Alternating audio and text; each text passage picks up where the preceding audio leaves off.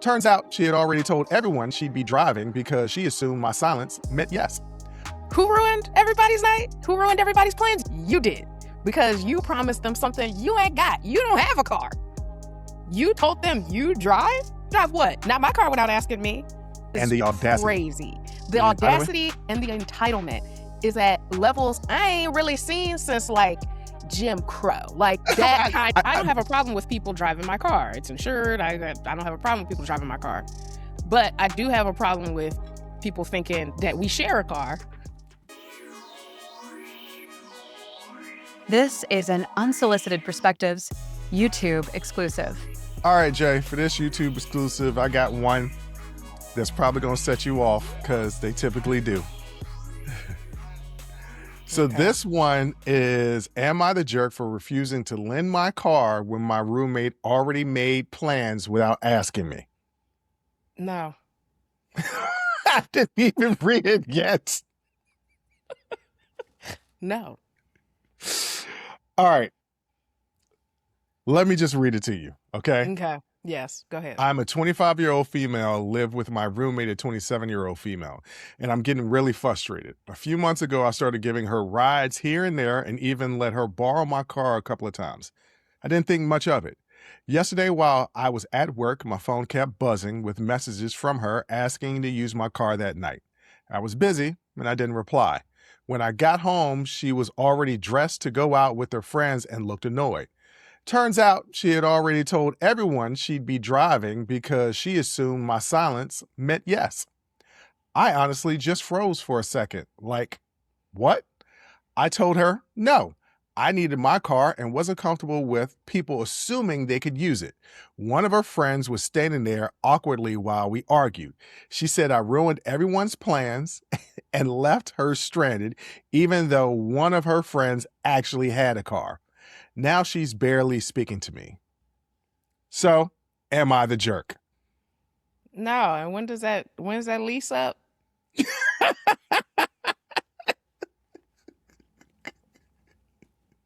Because I know you got me messed up. When is that lease up? We done.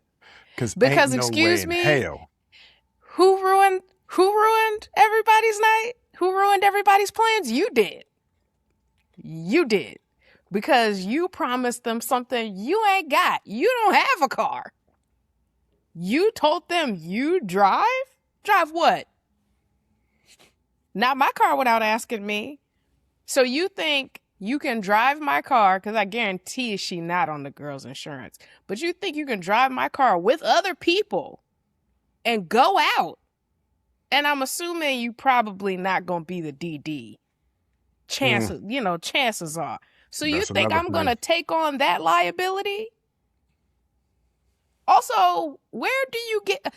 I don't know if it's something in the water, but the entitlement of people these days is and the audacity. Crazy.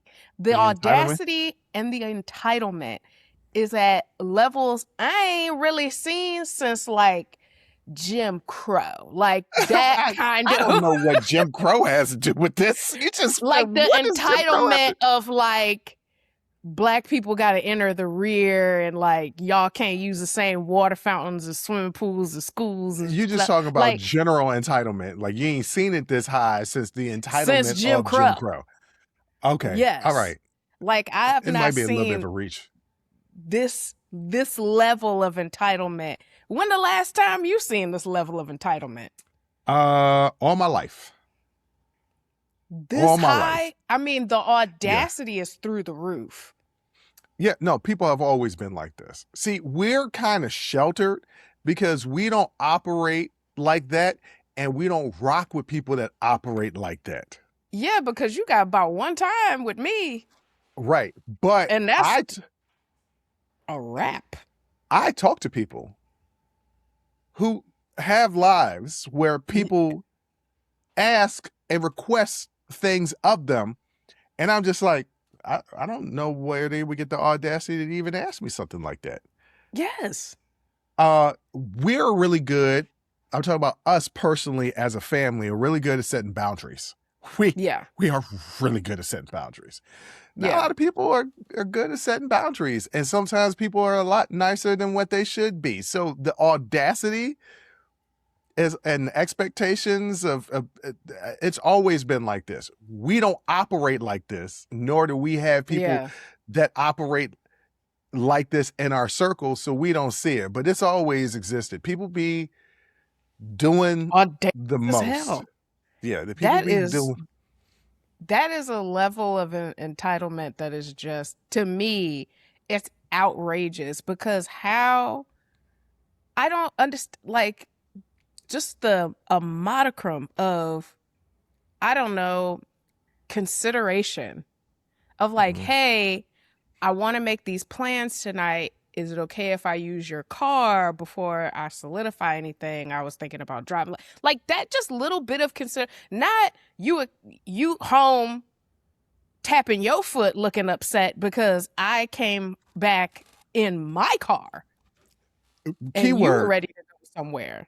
keywords, my car. Like I remember I've been in, I don't have a car. I don't be driving because everything is within walking distance. And if I do Right. have to go somewhere, I'm normally drinking, and I don't drink and drive. So Right. I live in an area where I could get away with that. If I lived Yes. down where you live, Atlanta's not walkable. yeah, Yeah. You I got to have can't a do car that. here. I can't do that. I would need to have a car.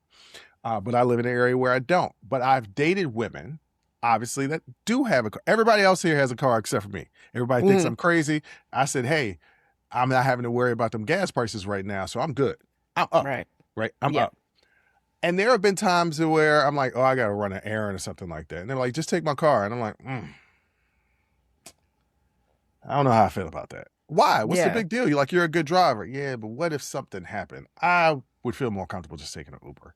Seriously? Yeah, I don't want that responsibility. Yeah, I don't want that responsibility. So, like, I've never asked really to, even when I come down there to visit you, I'm like, yeah, I'll just take an Uber. To go to the grocery store? Yeah, I don't really want to drive the car. I don't want to Yeah, back it just out the take my car. driveway. I Yeah, don't I don't really want that. I don't have a problem with people driving my car. It's insured. I don't have a problem with people driving my car. But I do have a problem with people thinking that we share a car. We don't. I have a car that I let you use from time to time. We don't. It's like both ours. Yeah. She's clearly thinking, oh, we share this car. I have just as much right to it as she does, knowing good and well you don't pay that note or that insurance, and I'm pretty sure you probably don't fill up her tank when you bring it back. She don't pay not a thing. Not an oil change, not a tire rotation, alignment, nothing. And how you gonna think a non-response back was a confirmation that it was okay? Right. I haven't responded yet. And because you know what, they go off history, right? In the past, you haven't said no, so I can apply that to the future. You really shouldn't do that with stuff that's not yours. She said she allowed it a few times. She didn't say it was a consistent type of situation. And if somebody in the crew got a car, why can't they drive? Why would you volunteer a car that you don't have when somebody in the crew already has a car? That don't even make sense. It doesn't even make sense. No. And now you're going to walk around with a funky attitude. You know what? Yeah, I'm with you. When is that? Ma'am, you are not the jerk. This is another situation where the other person is absolutely a jerk. Because I'll be damned. Like, it's my car. It's my car. And this person is older. How are you getting upset over not being able to use my car? I couldn't get a hold of you all day. You know, at a certain point, how long was they gonna wait? What if she didn't come home? What if she went out on a date or was hanging out after work or something like that? Work ran long. What was they gonna do? Just sit up in the house? Yeah, in full outfits, ready to go. Y'all could have just hopped in an Uber by that point. Well, maybe. I don't know where this is located. We take Ubers for granted because it's not really difficult to get them. But I went out this past weekend and I had to wait 20 minutes for my Uber to come pick me up. So That's ridiculous. yeah, it was When it gets to like 6-7 minutes, I'll be like, maybe I gotta change. So do I need to get a comfort or a black or extra? Is anybody coming faster? time out. I'll wait 20 minutes to save $10. No, not me. Nah, I'm like, look, it's only a $12 difference. Let me go No. ahead. I'm thinking that's $10. This car is around the corner. No, that's $10 I could have to use for something else. But anyway, ma'am, you're not the jerk. Your roommate is a jerk.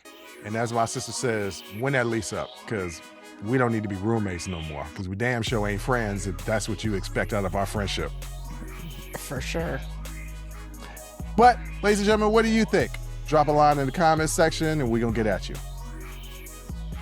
Join the conversation and follow the Unsolicited Perspectives podcast on Apple, Spotify, or wherever you get your audio podcasts.